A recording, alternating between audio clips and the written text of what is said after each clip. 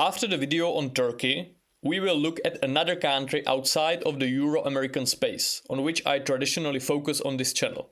And this country is Kazakhstan. Why Kazakhstan? Well, the reason is quite simple. Kazakhstan is one of the few countries that appear to be clear outliers, going against the universal demographic trends that seem to be overwhelming most of our planet. 3 decades ago, in the chaotic aftermath of the dissolution of the Soviet Union and the independence of the Central Asian states, the total fertility rate of Kazakhstan went sub-replacement for a couple of years. It might have looked like Kazakhstan would experience the path of many other post-Soviet countries, which emerged from this period with permanently damaged demographics that never really recovered. However, things turn out very differently indeed. In 2004, the fertility rate went above replacement level, and it kept increasing until it stabilized at levels of around 3 children per woman in the past couple of years. Right now, we can boldly claim that the demographic condition of Kazakhstan is nothing less than excellent, growing by about 250,000 people annually in the past decade. That is even more interesting when we consider the other layers of development in Kazakhstan. First of all, Kazakhstan is not an impoverished country by any means. Its nominal GDP per capita is close to $15,000, higher than that of Russia, China, Malaysia, Argentina, Turkey or Serbia, and close to Chile or Bulgaria, the poorest EU member. So sure, it is no Switzerland, but all the other countries with a fertility of 3 children per woman, with the classic exception of the usual suspect Israel, are much poorer, usually with a GDP per capita of $5,000 or less. The female literacy rate in Kazakhstan is close to 100%, with the reading and math proficiency being close to levels of Italy or Greece. Enrollment in tertiary education reached 50% at least 20 years ago, and in the past couple of years, females have outnumbered males among the newly enrolled students. Kazakhstan is a Muslim country, but it is far from being one of the most fiercely pious, generally seen as relatively secular. Regarding urbanization, Kazakhstan is basically in sync with the world average, at 58%. So it is not super urbanized like the Netherlands or Israel, but it is not super rural either. So, what is the secret of the Kazakh demographic miracle? Let's find out. I would also like to thank my viewer Nurali, who is from Kazakhstan and who helped me a lot with the context of Kazakh society and provided a lot of valuable info.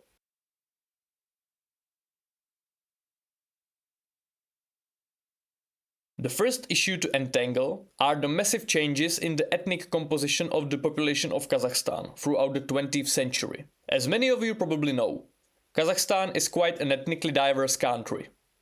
The territory of contemporary Kazakhstan was gradually conquered by the ascending Russian Empire throughout the 18th and 19th centuries, together with other territories in the Central Asian space. Before that, Kazakhstan was ruled by the Kazakh Khanate, a typical steppe nomadic tribal society. That was thus a clash of 2 very distinct ways of life, the agricultural settled Slavs and nomadic herders from the steppes. Conflicts between these 2 cultures have shaped Eastern European space, where the steppe gradually transforms into continental woodlands since ancient times. That has, to an extent, contributed to shaping the greedy and defensive Russian mentality towards the outside world.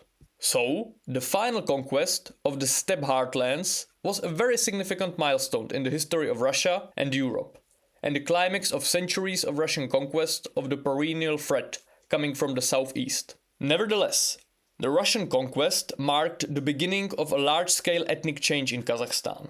Now, Kazakhstan was fairly lightly populated, due to the fact that the nomadic herder lifestyle could not support population densities comparable with agricultural societies.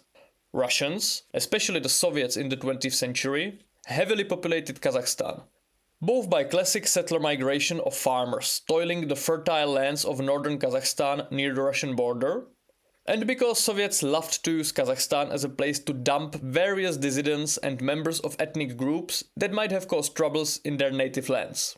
The massive influx of mostly Eastern Slavic people coincided with a horrific famine, caused primarily by the attempts to bring nomadic Kazakhs into the collective farming system, that brought the death of close to 40% of ethnic Kazakhs, some 1.5 million people. Classic Soviet move. In the 1930s, Russians overtook Kazakhs as the most populous ethnic group in Kazakhstan. Russian share of the population peaked with the 1959 census, where ethnic Kazakhs accounted for only 30% of Kazakhstan population, while Russians accounted for 42%. After this point, things began to change. The process of demographic transition hit these two populations, the Slavs and the Kazakhs with other Central Asian people, at different times. Just as Russians were leaving their high growth phase in the 1950s and 1960s, ethnic Kazakhs were mostly just getting started, and their natural population growth was getting much faster. The fertility rate of Russians in Kazakhstan mostly copied the general fertility trends among Russians in the rest of the Soviet Union. Many Russians were also educated professionals who relocated to Kazakhstan to help develop the agriculture and industry there, a group that usually has lower fertility. The Kazakhs regained their position as the most numerous ethnic group in the country in the 1980s, and their ascension accelerated especially after the dissolution of the Soviet Union. All ethnic groups in Kazakhstan experienced a decline in fertility rates in the 1990s, since the period's hardship, uncertainty and chaos affected everybody. However, as we can see in this table showing the fertility rates of three main ethnic groups in Kazakhstan, Russian fertility in Kazakhstan declined to truly ultra-low levels, around 1.2 children per woman, and has generally stayed relatively low since then. The fertility rate of ethnic Kazakhs, although it had also declined, never actually went under replacement level and started to bounce back significantly as the general conditions started to improve.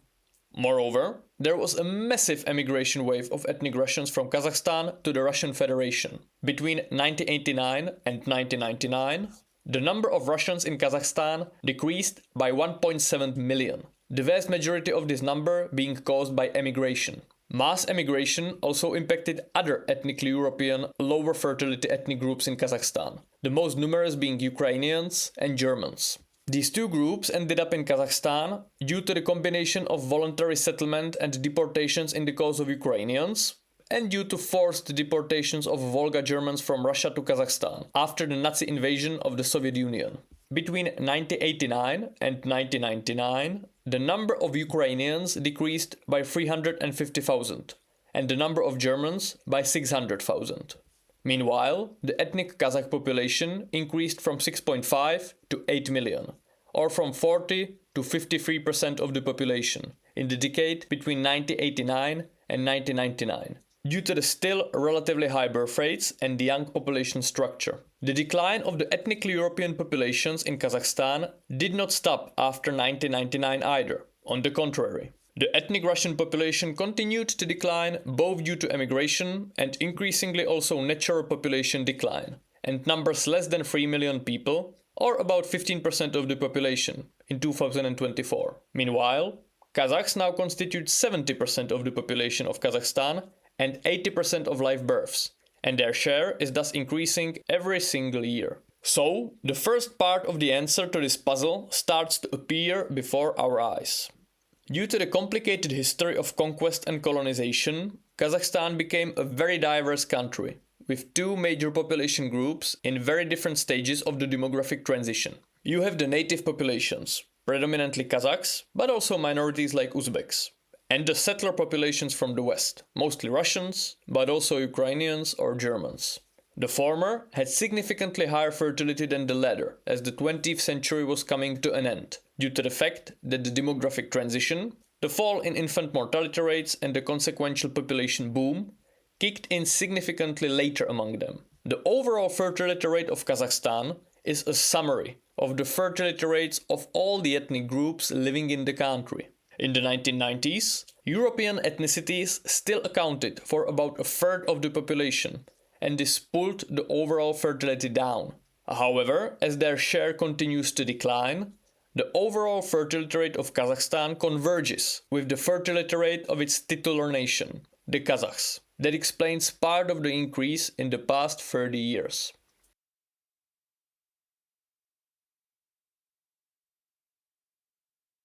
But it still isn't the whole story.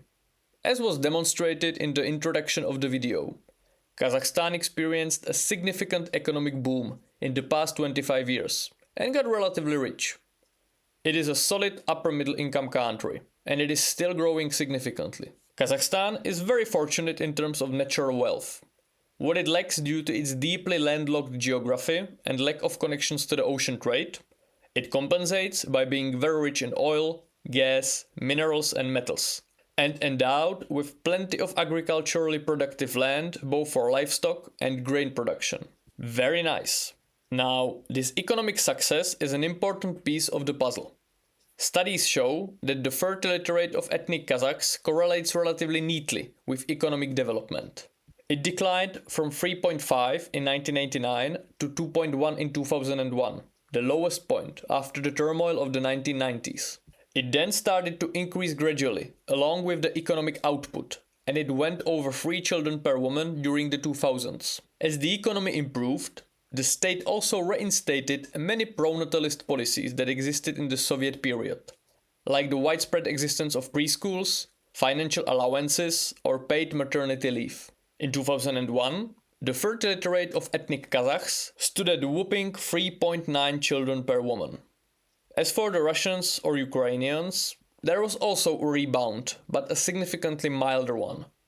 The Russian fertility rate increased from the lowest point of 1.2 in 2001 to around 1.5 in recent years. Ethnic Russians in Kazakhstan basically copied the trajectory of Russians in Russia.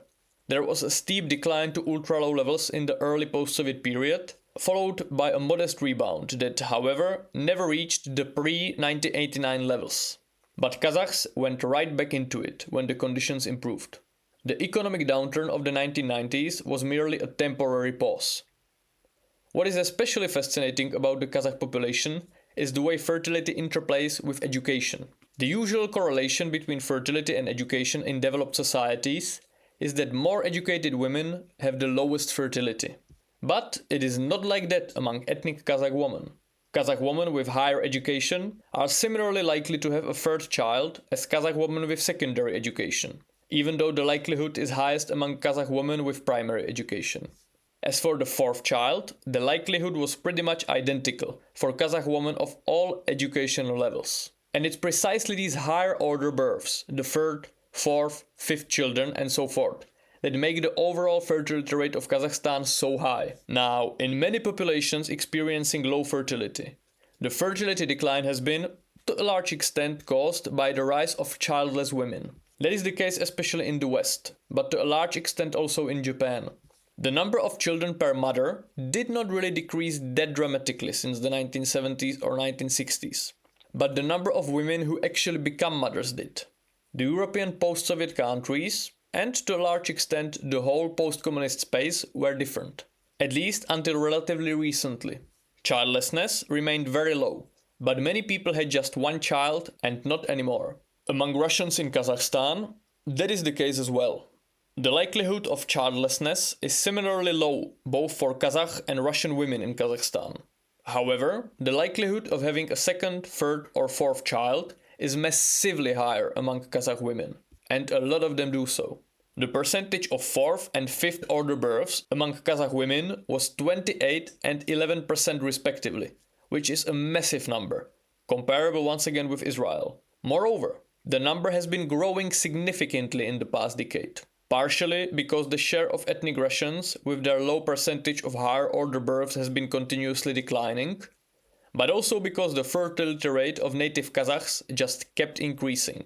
Now, let's look at urbanization. As usual, there is a rather significant urban-rural fertility divide, which stands at around 3 children per woman for the urban areas and between 3.5 and 4 children per woman for rural areas.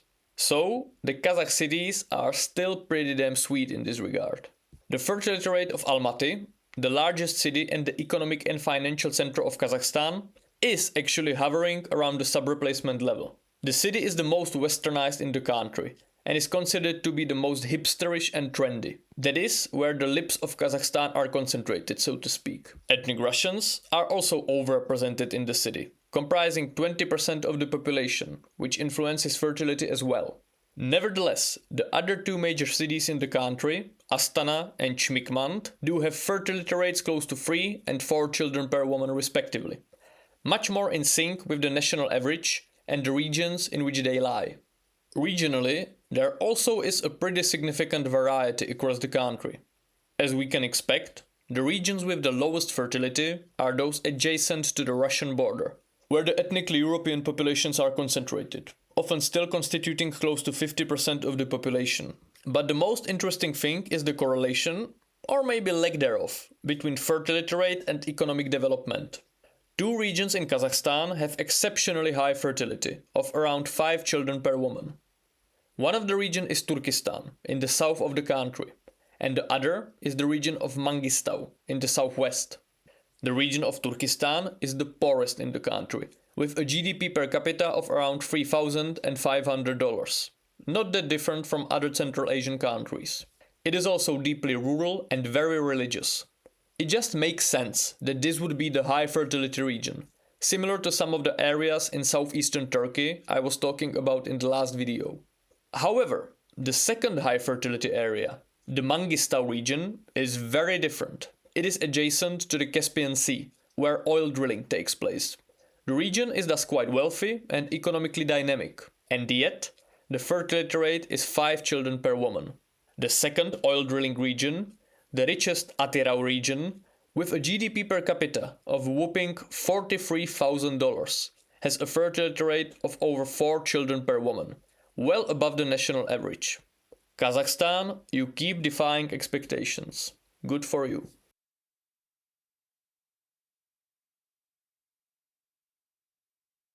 When it comes to culture, which usually holds the answer to the questions of demographics, Kazakhstan once again seems to be able to combine several positive traits without actually experiencing the negatives that might often be connected to them. Now, as was already mentioned, Kazakhstan is a Muslim country. More than that, it has been experiencing somewhat of an Islamic revival since the fall of communism.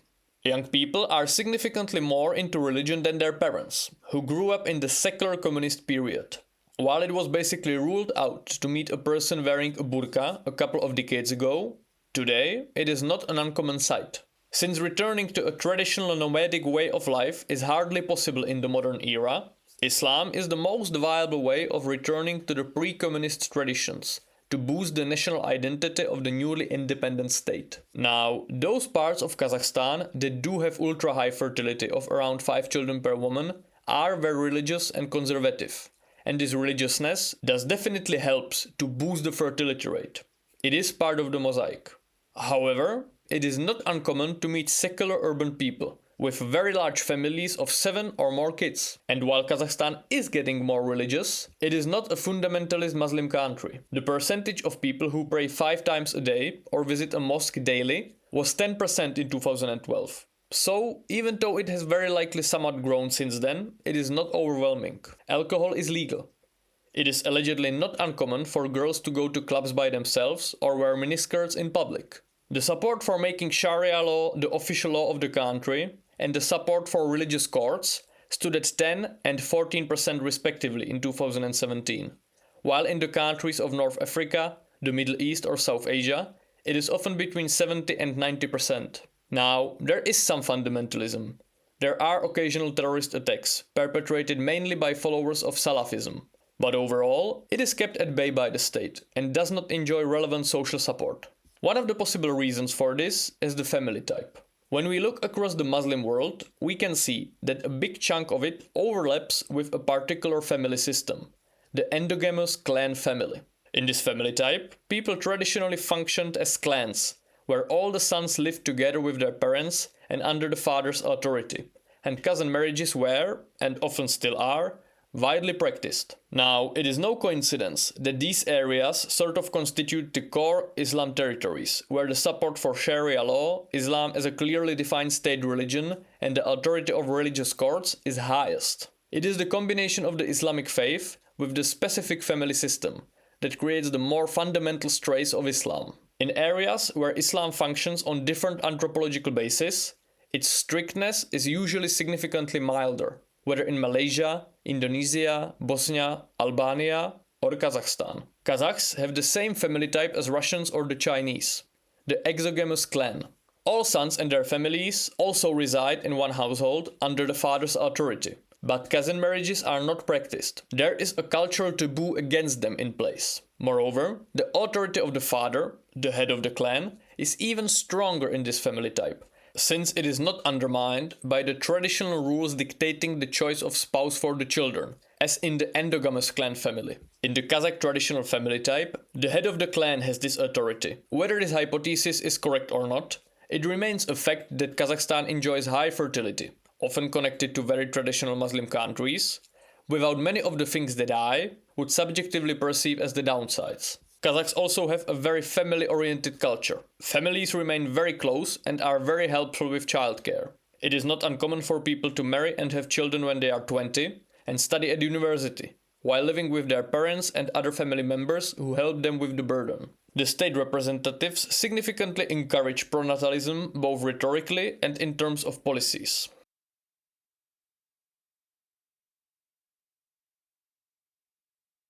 Now, I'm going to be honest with you.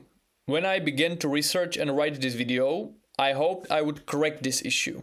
That I would find the factor X, as I hopefully did with Israel, the specific local issue that makes this country very distinct and explains why it can go against the trends. And Kazakhstan does go against the trends. If you showed me all the stats about Kazakhstan, the GDP per capita of the country and its different regions in the past and the present, ethnic composition, female literacy rate, proportion of tertiary education, family type, urbanization rate, the prevalence of cousin marriages and such, I would give you the following prediction. The fertility rate of Kazakhstan went sub-replacement in the past couple of years and is now somewhere under 2 children per woman. The largest cities and regions with many Russians are firmly sub-replacement and declining, while the more economically developed rural areas are still above 2 children per woman but are declining even faster. There is a belt of very fertile, poor and rural regions in the south, with a fertility rate of over 3 children per woman, and a very young population structure. But once again, they are declining fast. But that is not the case at all. And I do not precisely know why. The answer seems to be that it just works. Culturally, Kazakhstan is able to maintain a sweet balance of sufficient levels of secularism so as not to fall prey to fundamentalist ideas, while still maintaining enough collectivism and conservatism for fertility rates to flourish. Economic growth, almost absolute literacy levels, and rising education levels are not negatively impacting fertility in any massive way, at least so far. The most westernized and wealthy metropolitan areas with the highest concentration of the European population is still close to replacement level. Maybe it will come. Maybe in a few years, all the trends start catching up with Kazakhs, and the fertility crisis will arrive on the Central Asian steppes. But so far, Kazakhstan is doing pretty great on the demographic front. It was actually very refreshing to do such a nice, non-doomer video. Maybe Kazakhs are one of the few cultures that will avoid the current demographic conundrum, and will thus shape the future of the world in a much more significant way than in the past few centuries. Very nice indeed. If you enjoy my videos and would like for me to continue making them, please like and subscribe, or consider supporting me on my Patreon or on my Buy Me a Coffee page. It means the world to me. Thank you very much.